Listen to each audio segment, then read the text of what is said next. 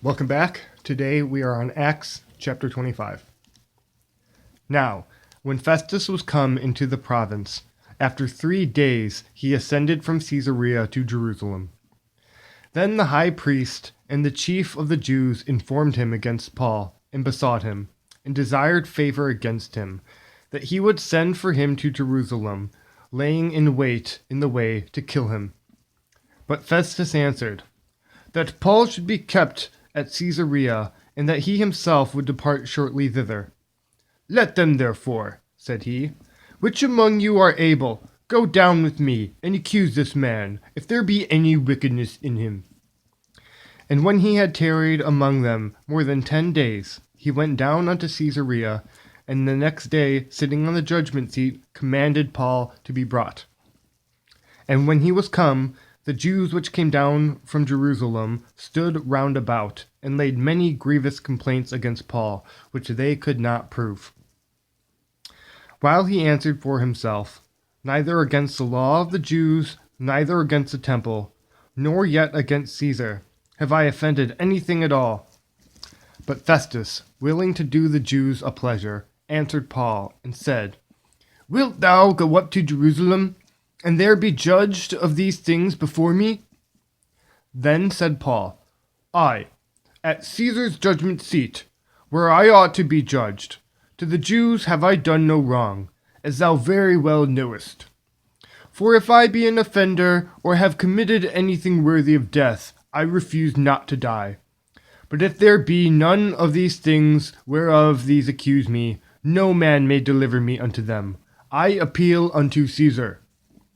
Then Festus, when he had conferred with the council, answered, Hast thou appealed unto Caesar?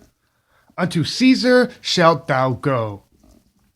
And after certain days, King Agrippa and Bernice came unto Caesarea to salute Festus. And when they had been there many days, Festus declared Paul's case unto the king, saying, There is a certain man left in bonds by Felix, about whom, when I was at Jerusalem, the chief priests and the elders of the Jews informed me, desiring to have judgment against him. To whom I answered, It is not the manner of Romans to deliver any man to die. Before that he which is accused have the accusers face to face, and have license to answer for himself concerning the crime laid against him. Therefore, when they were come hither, without any delay, on the morrow, I sat on the judgment seat, and commanded the man to be brought forth, against whom, when the accusers stood up, they brought none accusation of such things as I supposed, but had certain questions against him of their own superstition, and of one Jesus, which was dead, whom Paul affirmed to be alive. And because I doubted of such manner of questions, I asked him whether he would go to Jerusalem, and there be judged of these matters. But when Paul had appealed to the reserved unto the hearing of Augustus, I commanded him to be kept till I might send him to Caesar. Then Agrippa said unto Festus, I would also hear the man myself. Tomorrow, said he, thou shalt hear him.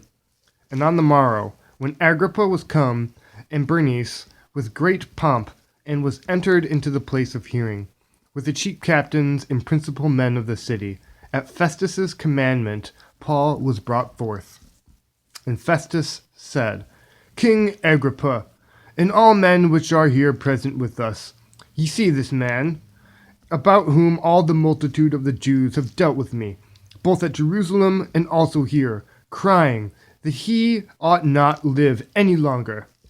But when I found that he had committed nothing worthy of death, and that he himself hath appealed to Augustus, I determined to send him, of whom I have no certain thing to write unto my lord.